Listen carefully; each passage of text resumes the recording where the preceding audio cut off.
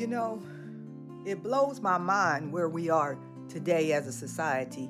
Let's take everybody else out of it. Let's talk about black people. Let's talk about you and me. Uh, those of you that want to say, man your own business.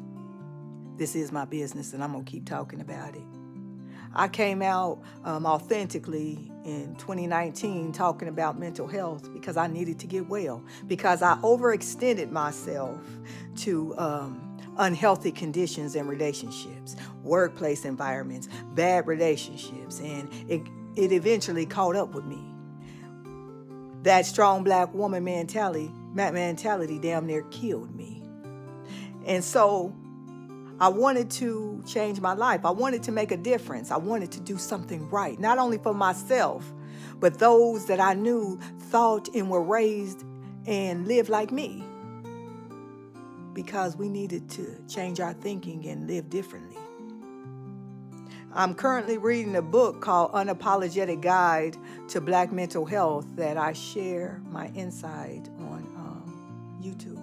If you don't follow me there, Bottom Line with Boost Boswell. Bottom Line with Boost is the name of the channel. That's where I really spend most of my time. But I come specifically on TikTok because there's so many young people that are suffering silently, and I don't want them to take as long as me in order to live authentically and happy and healthy.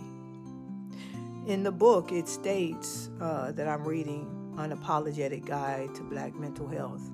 Again, it's an excellent book, and it also has a workbook. I advise you to go get it. Starting in 2016, the suicide rate of African American children rose compared to our counterpart Caucasians and other minority and other groups, ethnic groups. While other groups, specifically colorless people, children, suicide rate declined, that of African American children from starting at age of 5 increased, and it is still increasing. I don't want anybody to die. But there's not enough conversation that's going on about the mental health of black people, people like myself. They say they talking about it, but they're not. They say they doing something about it, but they're not. But it's our responsibility to step in and do the work. I care about you. I care about me. I care about our families. A 13-year-old in Pennsylvania, my neighboring state, unalived her mother the other day because her mother took her phone away. And the girl just flipped out.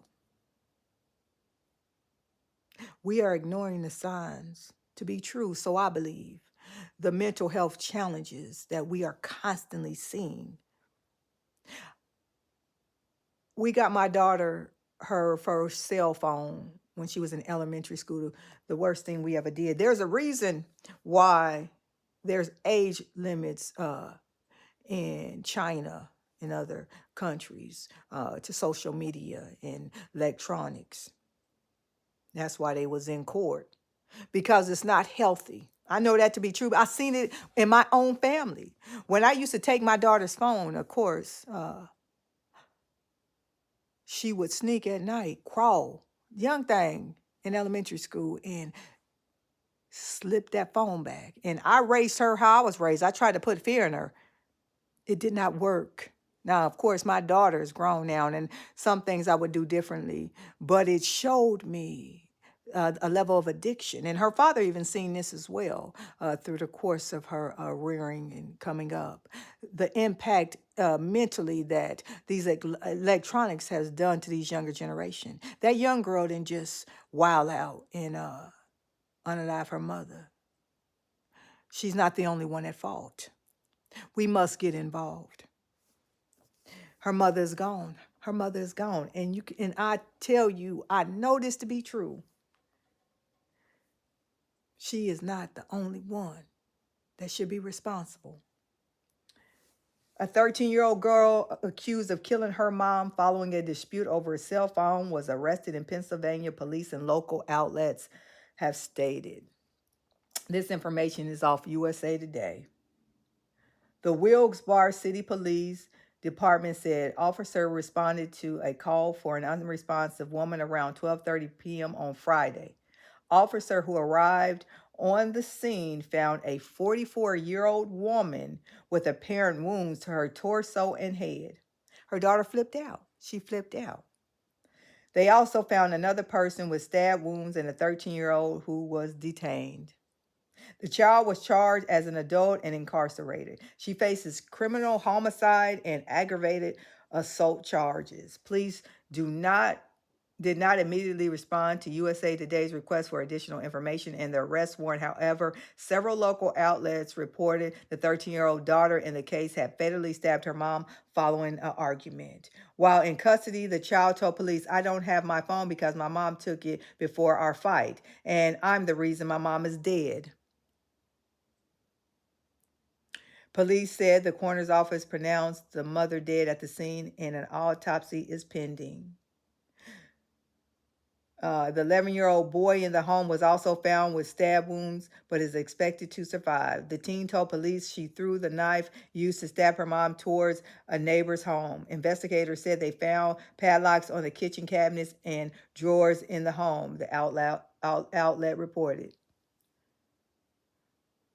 A drawer used to store cutlery appeared to be missing, and its padlock was found on the ground, local outlets reported. If there was padlocks, it might be something more extensive going on. But what I do know is the fact that the mental health of our minority children and along with ourselves is being ignored. I'm going to keep talking about it because it is real. I'm 50 years old now, and when I was growing up, when we used to hear heinous things and unbelievable things happening, the first thing within the Black community, we would say, well, we know it ain't us.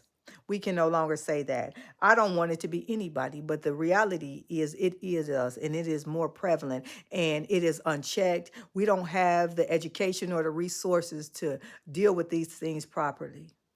We have to get away from the mentality of crazy and looking the other way and start getting people help. The first article I did back in 2017, I believe, one of the articles I wrote was about an 8-year-old in Cincinnati, Ohio, that unalived himself because he was being bullied. I had never heard of a young person that young having the courage and will to do something like that. We keep looking the other way. We continuously do not address these things. It is our business. It is all of our business. It's a shame that I can Google mental health for Black people and it's low views and low activity. But we talk about P. Diddy and Beyonce and all the other mess and the shit is off the charts. Get it together. Get it together.